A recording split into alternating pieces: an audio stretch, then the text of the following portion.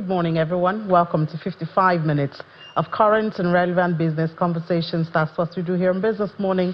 I'm Ini John Mekwa, and we start from the uncertainty in the global oil space. We saw prices choppy after that follow-up talks between the United States and Iran in Switzerland were called off, underscoring lingering uncertainty over efforts to turn an interim agreement into a lasting peace settlement. International benchmark Brent crude features for August. We saw that it's 0.44% up, going up again, and we're back to $80.19 a barrel. WTI, that's the U.S. West Texas Intermediate features, that for July gained also 1.25% after that reversal that we saw. Switzerland's foreign ministry said that U.S.-Iran talks scheduled to take place today would not proceed as planned, and the White House has also said that the Vice President J.D. Vance was no longer traveling to Switzerland, citing unresolved logistical issues surrounding the negotiations. So just when we're about to have a bit of reprieve, it's this again. Vance on Thursday had said that tankers with more than 12 million barrels crossed the Strait of Hormuz overnight, but I guess that's not enough to feed into the prices. So we see we're back in the green for both Brent and WTI. Meanwhile, OPEC Secretary General Haitham Al-Ghais has dismissed the International Energy Agency's prediction of a supply glut brewing in oil markets. The International Energy Agency said that a lasting resolution to the conflict could drive a surge in supply volumes and trigger a major oil overhang next year. We told you that yesterday. The report said that supply is expected to surge by 8 million barrels per day, while demand rises by 2 million barrels per day next year. But OPEC's boss now rejects that forecast in an exclusive interview with CNBC. Away from the oil space to Nigeria's local bourse, the oil share index continues in that downward trend yesterday. Almost 1.5% is what it dropped at the close of trade, 1.41%, 237,404.92. The market cap, 152.266 trillion naira at the close of trade. Looking at the activity, mostly red is what was recorded. Just the volume was up 691.63 million, while volume and deals closed in the red yesterday. Top gainers are Legend and MPFM Credits, by that's the police, microfinance bank, and Transcore also they gained, but of course these are not heavyweight enough to put a real mark on the market. Top losers: AfriPrudence, Cadbury, and Triple G. Top trades had First Whole Call, and you know First Whole Call yesterday they announced they met up with their first tranche, hitting that 1 trillion naira capital base, and then Accessco and Dangote Cement profit taking mostly is what was recorded on these top trades. Now, the federal government has unveiled a set of guidelines that will enable a smooth transition from the repealed tax law to the newly enacted tax legislation and provide better clarity for its provision. According to the Ministry of Finance, the new guidelines are designed to address practical issues which arise from the migration to the new tax framework and also provide a clear direction for taxpayers, practitioners, as well as the federal and state revenue agencies and other stakeholders. The new guidelines also clarifies the treatment of income tax, transaction tax, tax exemptions, developmental levies, and other transactions that extend across Nigeria's tax system. And the debate over security reform in Nigeria is taking a major step forward as the Nigeria Governors Forum renews its strong backing for the creation of state police. This comes after a high-level meeting in Abuja with state attorneys general, where proposed constitutional amendments and the framework for implementation were carefully reviewed. Briefing journalists after the closed-door meeting at the Secretariat of the Forum in Abuja, the governors emphasized the need for proposed state police to be constitutionally sound and aligned with the country's principles of federalism. The governors also are deliberating on the proposal to expand electricity access through large-scale decentralized solar generation, integrated with a national high-voltage transmission network under the National Solar Supergrid Initiative. We members of the Nigeria Governors Forum, NGF, at our meeting held today, deliberated on issues affecting the country, and following extensive deliberations, the forum resolved as follows. The forum received a presentation from the NGF Secretariat and a delegation of the Honorable Attorneys General of the states on efforts to support establishing state police in Nigeria. It noted a dedicated consultation with the Attorney General to review the proposed constitutional amendments and frameworks. Governors emphasized the need for the state police to be constitutionally sound and aligned with federalism and citizens' rights. The forum noted the collaborative effort and added that the consultation outcomes will strengthen the state's collective position. The forum received a presentation on the National Solar Supergrid Initiative, NSSG. The proposal to expand electricity access through large-scale decentralized solar generation integrated with a national high-voltage transmission network. The forum noted the initiative's potential to support industrialization, improve energy security, strengthen state electricity markets, and accelerate economic growth. Governors reiterated their commitment to ongoing power sector reforms and to strengthening collaboration among stakeholders to expand access to reliable and affordable electricity for Nigerians. As you would guess, here in Business Morning, our major interest is on the last part where they're talking about the electricity reforms and what states are interested and committed to doing. And talking about industrialization, let's talk to the Manufacturers Association of Nigeria. I have joining us virtually the Director General of the association, Mr. Segun Ajayi Kadri. Mr. Kadri, good morning. Welcome to the program. It's good to have you on the program because we would like to get your take on some policies which we've been hearing. Top on the list is the sugar tax for the sweetened beverages. What's the stance of the association, and have you had talks, to kind of push your perspective into implementation? Okay, thank you so much for having me on your program today. It's always a pleasure to speak with you and to use your platform to be able to contribute to the national discourse on issues that should positively impact our economy, and in particular to grow this very important sector, the manufacturing sector. The SSB tax has been an ongoing conversation, not only in Nigeria but across the world.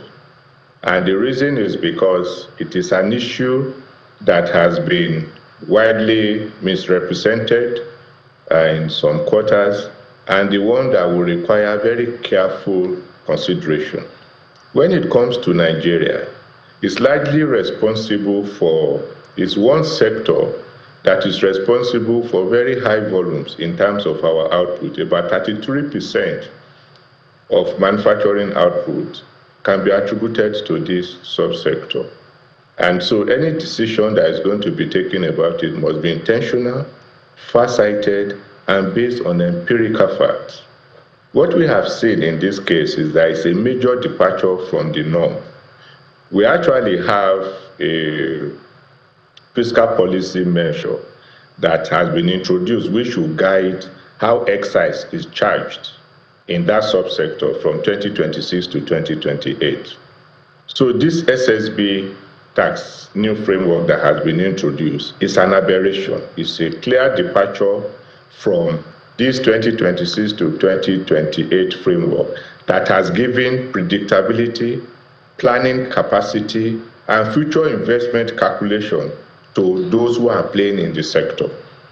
And so our reaction to it is that government should have a routine, particularly the National Assembly, because industry requires predictability for your planning, and you must ensure that will-be investors are able to have confidence, predictability, assurance that you are going to be stable in terms of how you regulate a sector. So, Mr. Kadri, are you saying that it should be suspended for the period where you have this excise? I believe you said till 2030. Or are you saying wholly it should be reconsidered? And if yes, what direction of reconsideration? Okay, thank you very much. We're actually asking for both. In terms of being consistent, we say hold it until 2028, because that is what industry has subscribed to, even by government agreement. What I'm saying is that we are on the same page up until this disruption came. So to that extent, yes, hold it until 2028. And then the conversation we should be having now is what comes after 2028. The second aspect of saying hold it down is that you hold it and then we engage. You engage stakeholders to assess the impact and to borrow from other climes where there has been an attempt to introduce excise tax on this SSB, and whether they have been successful or they have failed, or what the impact has been on the economy. We must also be able to say what is the basis for introducing this SSB. The health concerns that have been raised, are they real? Are they specific to our environment? And at what level are we operating? Because empirical data shows that in Nigeria, our per capita sugar consumption is actually one of the lowest in the world, way below the WHO threshold. And you'll now be wondering, did you base a government policy? Did you base a law that should apply in Nigeria on merely speculations or facts that are not supported by empirical data? What we call facts that are not supported by empirical data.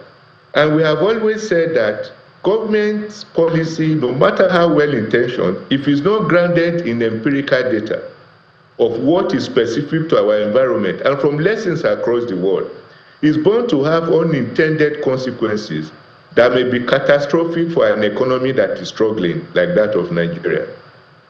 So now that it's gone through the Senate, what are the legal available means, to air the views of manufacturers? Okay, so the good thing about us is that we are relating very well with government, even the National Assembly and the executive arm of government. We continue to engage with them, and we did make representation to the National Assembly. Unfortunately, they didn't see it the way we have seen it.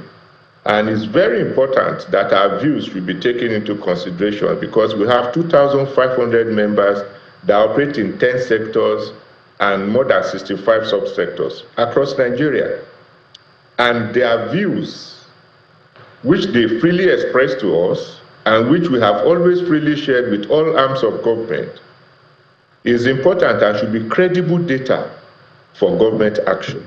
So what we are looking forward to is a suspension of this aberration, even by government standard, and a continuous engagement with the industry players so that we are able to concentrate on growing the economy, growing the sector, and ensuring that we do not allow ourselves to worsen a situation we are even thinking we want to control. For instance, if you ban any item, you need to understand what is going to replace the ban. If you make a product too expensive, you must look at those who are the buyers in that ecosystem and be able to predict what they are going to do.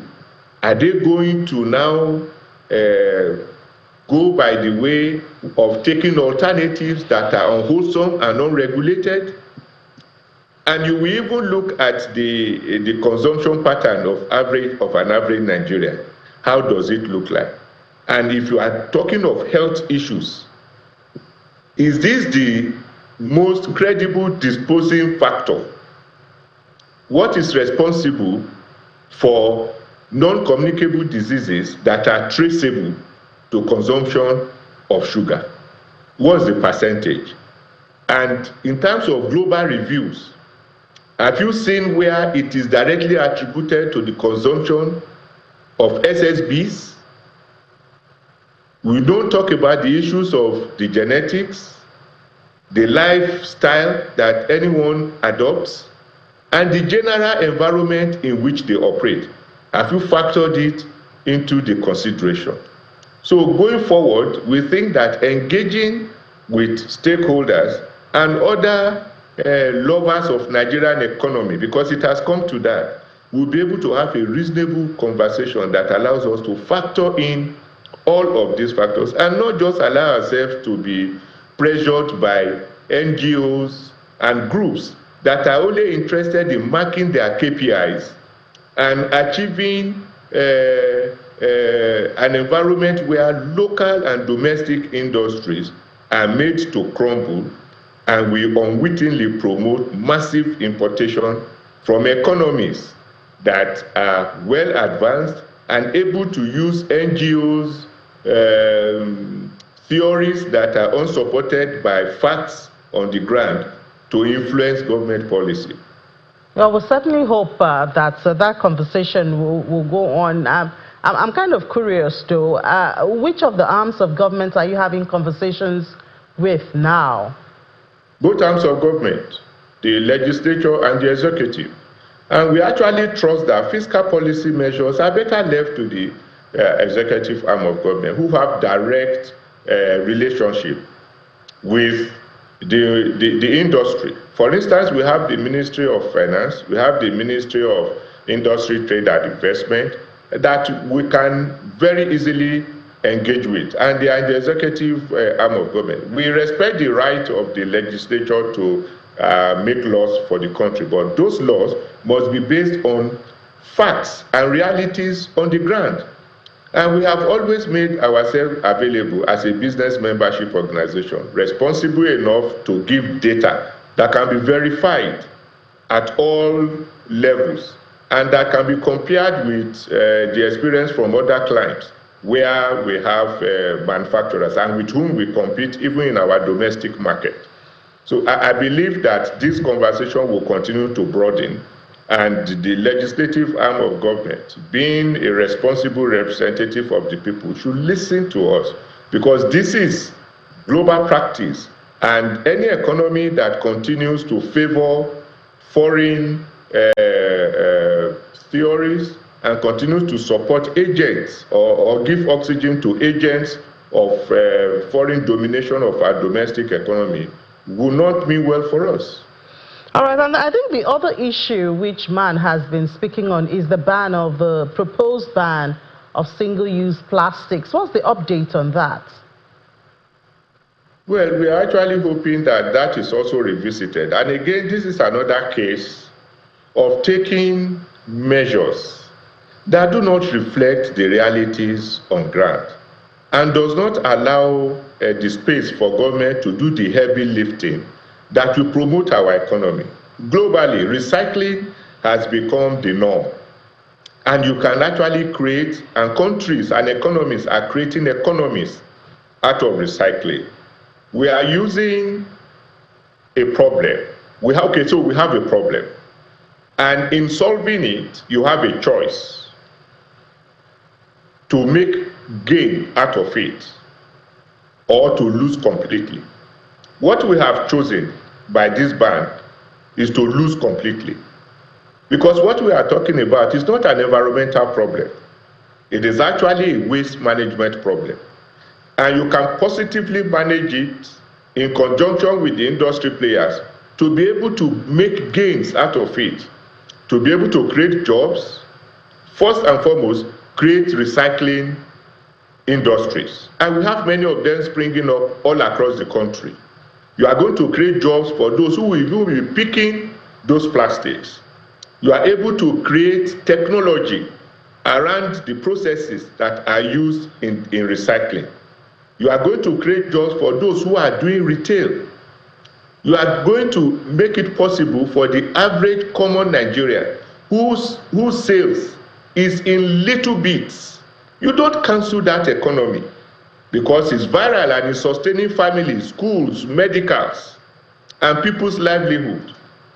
So you must be able to have a win-win, and that's what we are asking.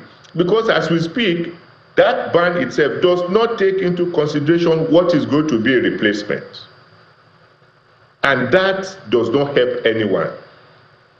You are already having an extended producers' responsibility framework that we are pursuing diligently. Government needs to intensify and deepen this process and work with us so that we'll be able to create an industry out of waste, so to say. And this is what is global best practice that people are adopting. In Ogun State, for instance, we do not have that issue because a whole economy has been created where women, young people are being innovative about cashing in on the opportunity that has been created. I would rather that we follow that pathways than for us to subscribe to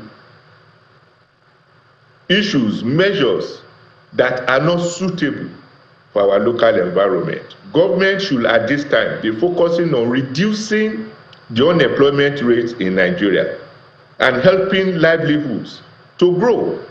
Because at the end of the day, governance is about the well-being of the people. And now that we have insecurity plaguing the country, we should not fuel that huge population to go into that direction. I believe government should be very sensitive to what can deindustrialize Nigeria, lead to unemployment, reduce its own revenue collection, and reduce our capacity to adapt to new technologies and innovation. We should create atmosphere that young people will easily be able to have entrance. And this is one of it, where they can easily establish factories that cash in on the opportunities in that area. So we should look at it in a more global context and not just narrow ourselves to somebody whose only instrument is a hammer and then every other thing looks like a nail to him. Ban is absolutely not the solution, and I think we should learn from history. All right, and the good thing is our next guest is the Special Advisor on Climate Change and Circular Economy for Lagos State. So, Mr. Kadri, you can be sure that will be the first thing I'll ask her. Thank you so much for your time and your views on the program this morning. Mr. Segun Ajayi Kadri, the Director General of Manufacturers Association of Nigeria. Thank you very much. It's a pleasure to be on your show. Thank you. All right, now, just before we have our next guest, who I hope has been listening so she would respond to Mr. Kadri, I would like to tell you that the federal government has launched a 200 billion naira share capital mobilization drive, and it's to float the Cooperative Bank of Nigeria. It marks the most ambitious reform of the cooperative sector under President Bola Ahmed Tinubu's renewed hope agenda. The plan was unveiled by the Minister of State for Agriculture and Food Security, Abdullahi Sabi, during the Northwest Zonal Engagement in Kaduna State. The minister explains that under the Renewed Hope Cooperative Reform and Revamp Program, the ministry will target 10,000 cooperative societies nationwide.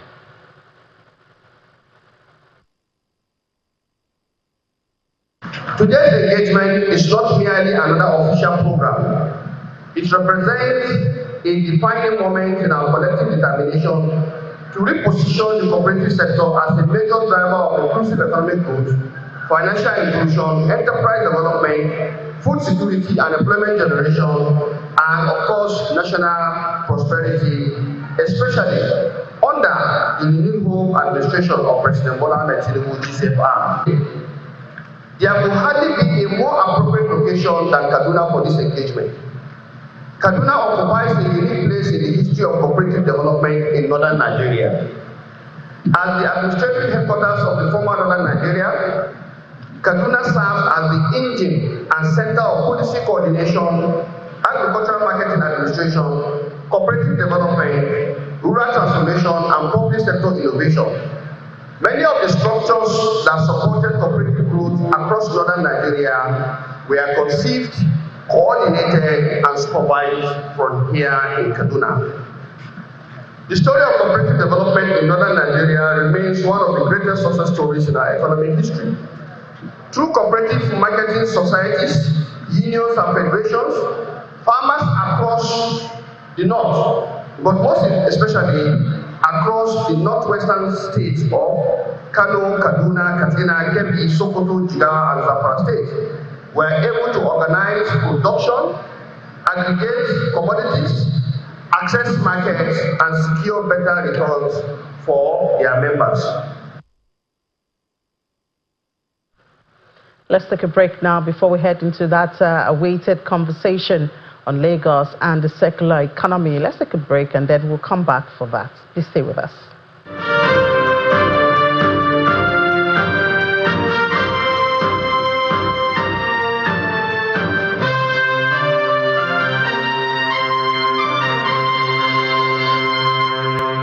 Welcome back. Still watching Business Morning right here on Channels Television. We have our next guest now, Ms. Titi Oshodi, Special Advisor on Climate Change and Circular Economy to the Lagos State Governor.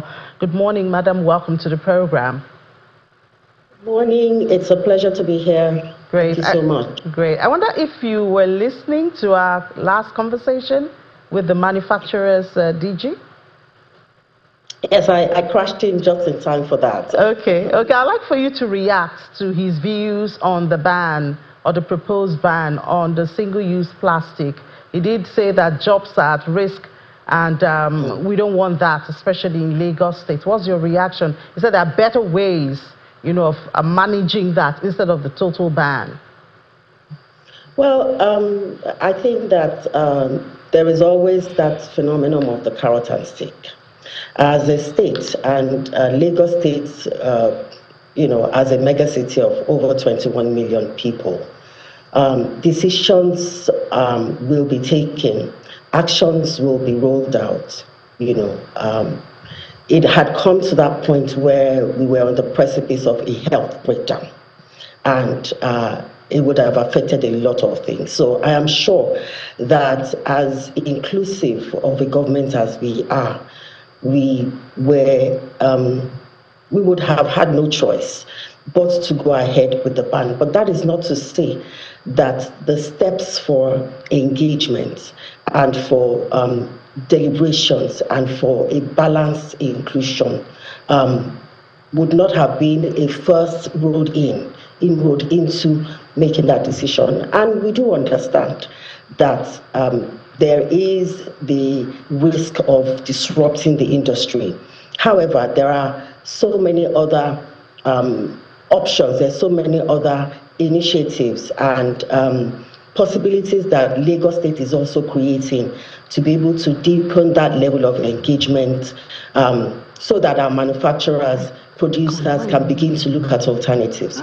And I think that's essentially why our office, the Office of Climate Change and Circular Economy, had been established so that the other alternatives and the best way to be able to approach from a carrot perspective is to be able to mitigate the effect of the ban on the state. And these are some of the things that I would like to be able to share as we continue with this journey.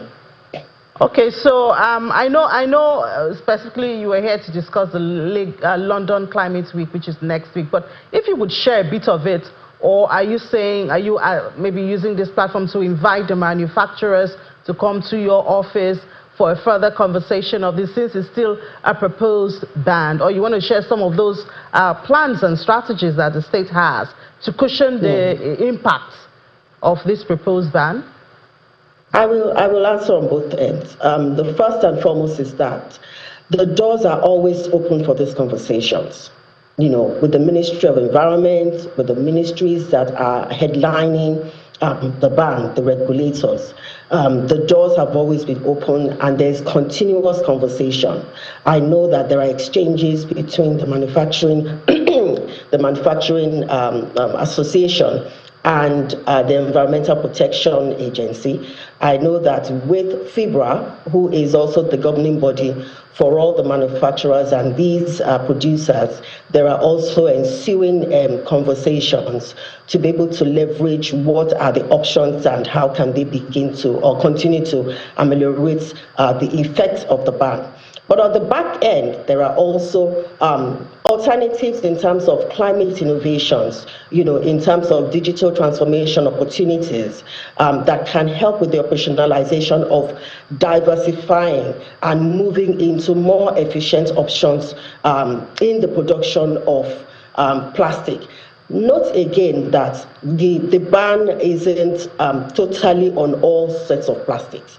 They are actually on the very components that are very, very deficient to the growth and the health trajectory of the economy. And these are the areas that had been stated, and there was a long process of deliberation to be able to make that hardcore decision at the end of the day.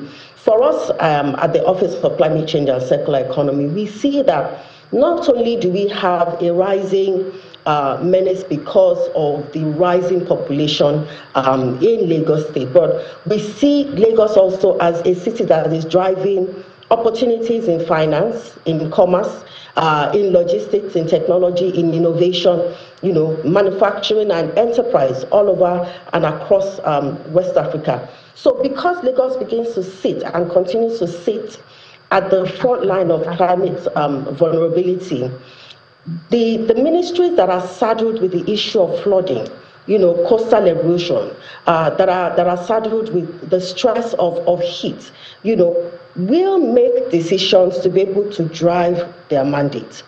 But from a climate change and a climate finance perspective, we can't continue to treat the issue only as an environmental issue. It is now becoming an economic issue. It's a fiscal issue. It's an issue that is affecting our social build-up. Government is becoming more and more concerned about it. And more importantly, it is even delving into the security aspect. So as Africa's one of largest urban economy, we see that Lagos is uniquely positioned to lead in areas such as circular economy, in sustainable mobility, in climate technology, and in waste to value infrastructure, such that we're able to attract the ability to scale climate investment. You see, they always say, no romance without finance. All of what is being said thus far only positions us to be able to drive and deepen climate investment so that we do not, depend only on our own infrastructure. Governments cannot carry it alone. This is where private sector participation and investment is becoming more and more critical for us. So we're moving from just establishing and talking about climate action from an environmental perspective alone into building economic agenda and ensuring that public health components are embedded in it, job opportunities are being unlocked, and on the overall, we can have the sort of developments that can help us sit as a sustainable society. And that's why the strategy to become that major financial entity is now delving into the area of green finance. All right. And that's where we want the private sector to be participating and working with us. Okay, and we'll talk more about, how you want them, that's the private sector. But first of all, I guess we should lay this foundation. Why, since Lagos State is aggressive about dealing with climate change? We saw some risks for Lagos State when it comes to climate change. We see that Lagos is ranked globally among the 50 cities most vulnerable to catastrophic extreme sea levels. And the city is projected, ranked out of 136, global port cities for absolute population exposure to severe coastal flooding by 2070s. There are 3 meters projected rise in sea levels by 2050 and 165 kilometers of total land area across 14 local government areas at risk of complete inundation. And of course, that's a serious one. 82% of vital coastal wetlands projected to be permanently lost or degraded. And to crown it all, $17 billion is the potential annual loss to Lagos GDP if mitigation strategies remain unfunded. So obviously, Special Advisor, the move of Lagos State has a backing, and I guess that's what you want to discuss next week at the London Climate Change Week. That is correct. You would notice and you will agree with me that all of the numbers and the statistics that you have rolled out right now have financial connotations to them. So what it means is that even in security, low infrastructure, inadequate agricultural positioning exposes us to a lot of degradation financially. And if the inaction of it, what it is essentially going to be costing us. There are so many opportunities that are availing for us that we want to start to optimize. The London Climate Action Week is being led, the delegation is being led by the governor, Mr. Babajide Sanwo-Olu, because we first and foremost, from a global framework, understand that Nigeria is sitting on immense economic opportunity.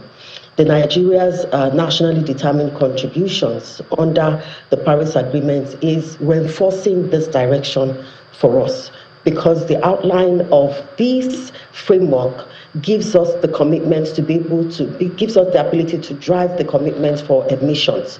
All of the issues that we face today only presupposes opportunities in various sectors for us. You know, we need to build our climate resilience. We need to transition in our energy projection. We need to be able to establish a sustainable development, cutting across our financing, cutting across institutional capacity, in our technology, in our innovation, in our collaborations, you know, with the private sector and development institutions. So we have, from the national determined contributions, localized our own ambition into a state-determined contribution pathway. That's what we refer to it. And it's essentially a model for us to be able to aggregate, to visualize, and manage a pipeline of bankable, objectively high-impact green economy projects across sectors. You know, one of the things that we have been able to stimulate so that we're able to foster the private sector participation is in the area of waste valorization. You know, when I have listened to the conversation, even Mr. Ajayi Kadri. Mr. Ajayi Kadri, Mr. Segun Ajayi Kadri, have mentioned the issue of the ban. Now, why did the ban come, you know, why was it promulgated? Because the ways, we're looking for ways to effectively manage waste in Lagos State, right? And waste valorization, if you look at what is being done, you know, in the West, the control for waste management is simulated and distilled through the various levels and cadre of the economy, right? Before you get to the point of handing over your waste to the governments for them to be able to collect, it typically should be the last of the last mile that is non-degradable anymore. Why? Circular economy has become the basis, not only for lifestyle, or for economic, or for sustainable living, but for economic propitiation as well. Waste valorization has become the typical, it has become the language for us to exchange with communities. We have simulated quite a number of projects that is called Eco-Circulate to help our communities to be able to see that recycling, upcycling, you know, repurposing of materials and waste that is generated in households is no more something to be irresponsibly discarded anymore. And you also, I would reference what Mr. Segun Kadiri said about the evolution of various MSMEs in waste collection and recycling. So if we look at it from a commercial and a financial perspective, what we're saying is that the private sector will play a defining role in transitioning, because government alone cannot run this journey. Finance has to be at the scale of transformation so that we can begin to fund and inject, the funding into our young businesses who are positioned in communities, so that they're able to scale their operations by developing portfolios for access to finance, improving their supply chain competitiveness, driving operational efficiency for them, and establishing that long-term business resilience. The EPR, the Extended Producer's Responsibility that Mr. Segun Kadiri also referred to, is a mandatory obligation from producers and manufacturers to be able to pipeline and distill the level of funding that is required for these young businesses. And for us at the OCCE, what we have been able to do is copulate these businesses into a network called the Economic Business Network.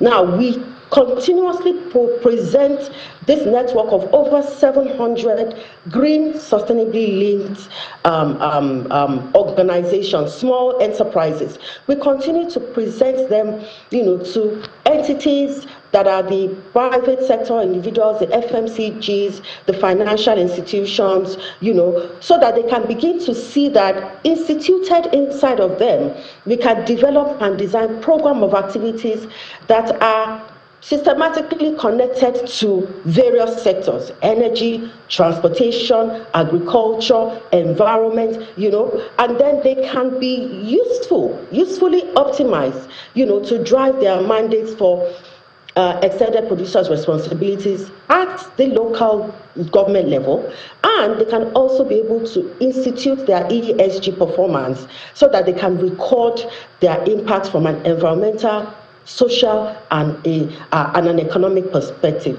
So one of those agendas, one of the pillars within the agenda of going to the the London Climate Action Week, is to ensure that we're presenting and pitching these opportunities.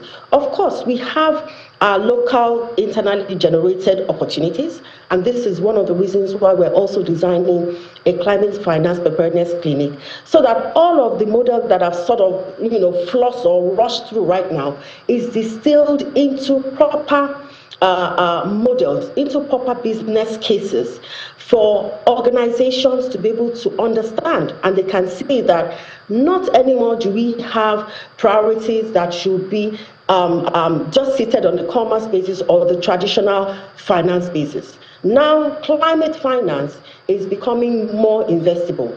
It is becoming more profitable if it is captured on a data collected intelligence system. All right, Mr. Shodi, as laudable as all of this sound, it does seem in reality that there's still a whole lot of orientation that needs to be done, especially here back home, when you talk about small businesses and all of that, even individuals in the waste management chain. It does seem that there's a whole lot of orientation. I don't know how the government would want to do that, and unfortunately we do not have a whole lot of time, because I'm curious to know, as you're heading to London, what do you hope to bring back home? Well, first, like I said, our local purview is right on track. First and foremost, the Climate Finance Preparedness Clinic is designed for our local financial institutions, because we understand that our public and private sectors have to have strong climate-related partnerships and collaboration to be able to deepen the climate finance readiness. This clinic is implemented because we know that people will follow the money.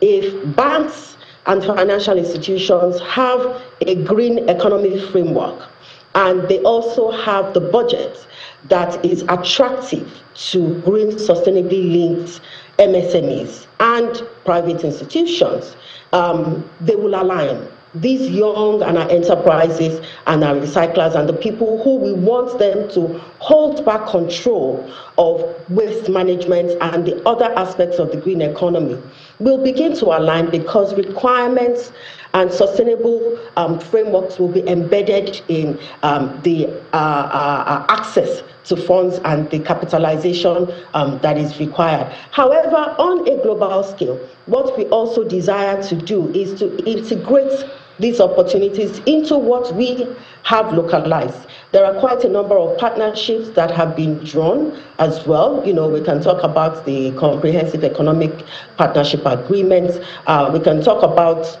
the European Investment Bank loan with the Development Bank of Nigeria that are also beginning to hold budgets for access to finance for our young enterprises. So our major portfolio, our major function right now is to go into exhibiting and showcasing what we have as climate resilient pipeline projects that are already growing, that are already burgeoning, and so that we can begin to give that leverage for what we have localized, considering all of our unique possibilities, our unique realities, and showcasing them as an opportunity for climate investment ready projects. All right, ma'am. Thank you so much for your time. Thank you, Special Advisor on Climate Change and Circular Economy in Lagos State, Ms. Titi Oshodi. And we wish you a safe trip and a successful one as you head to London. Thank you very much.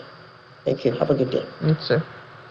Let's head, I'll go global now with Will Ibong.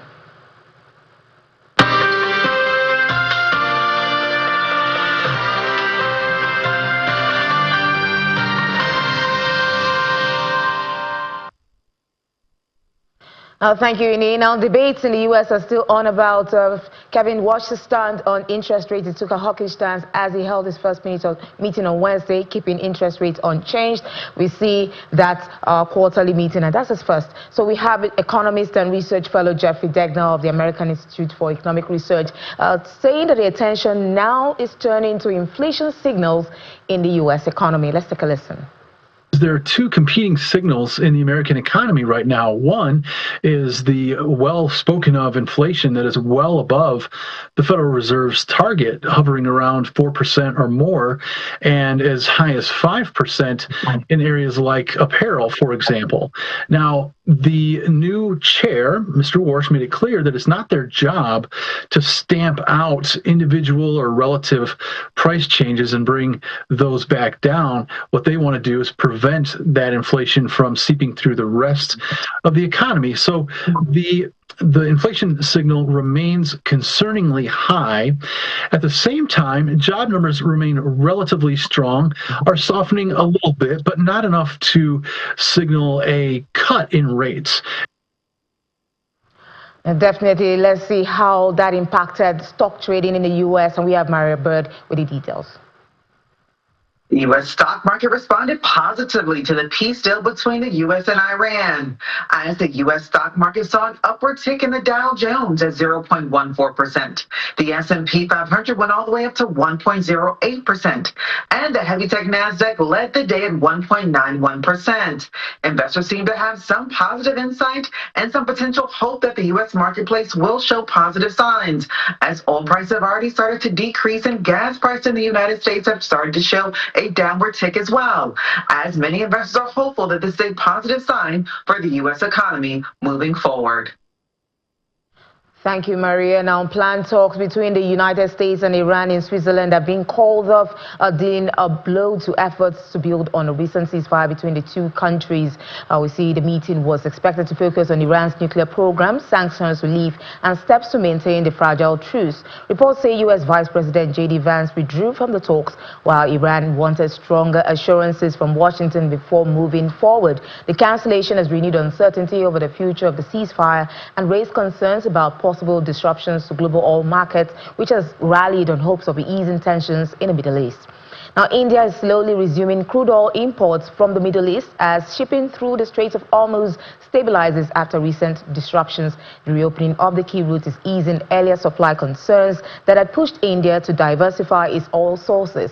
Refiners are expected to cautiously rebuild purchases from Gulf suppliers, though the shift will be gradual.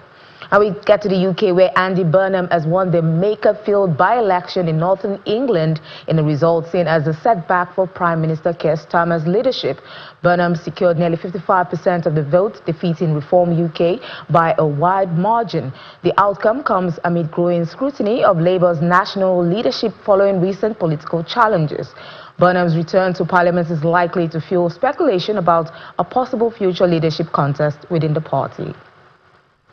Now, still in the UK, retail sales have bounced back, rising 1.3% in May after a decline in the previous month, according to official data. The increase was driven by stronger online spending and higher purchases of clothing and seasonal goods, supported by warmer weather and promotional activity. Despite the rebound, analysts warn the recovery remains fragile, with households still under pressure from high living costs and weaker consumer confidence.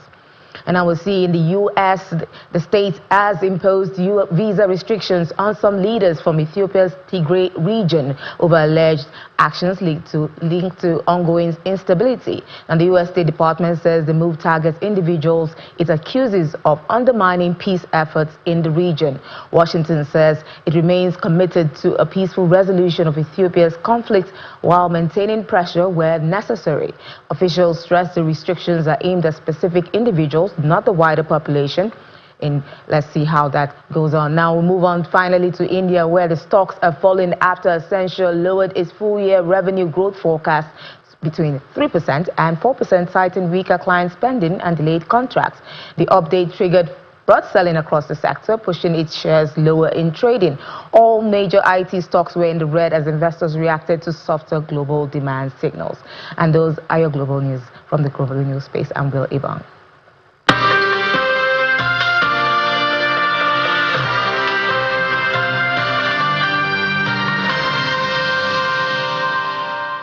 Thank you so much, Will. And we head to the local boss now and see still the red color that is dominating right there. The market has lost 0.13% at 237,429.37. Most active stocks at this time, we have Access Co. 0.22% in the green, United Capital 0.56%. Zenith is, however, in the red, 0.61% down. And IMF, remember, lost yesterday. Recovered a bit today, 0.51%. Airtel Africa is also positive. Transcorp Hotels was down yesterday, but it's positive this morning. Deep Cap and all of that. Top losers, Presco, Seplat, Geregu, and NACO. Well, this is our color at this time. Let's embrace it, I guess. Will be back at 1:30 to give you updates on the markets and other information from the African economy. I'm Ini John Mekwa, wishing you the best of the rest of the day.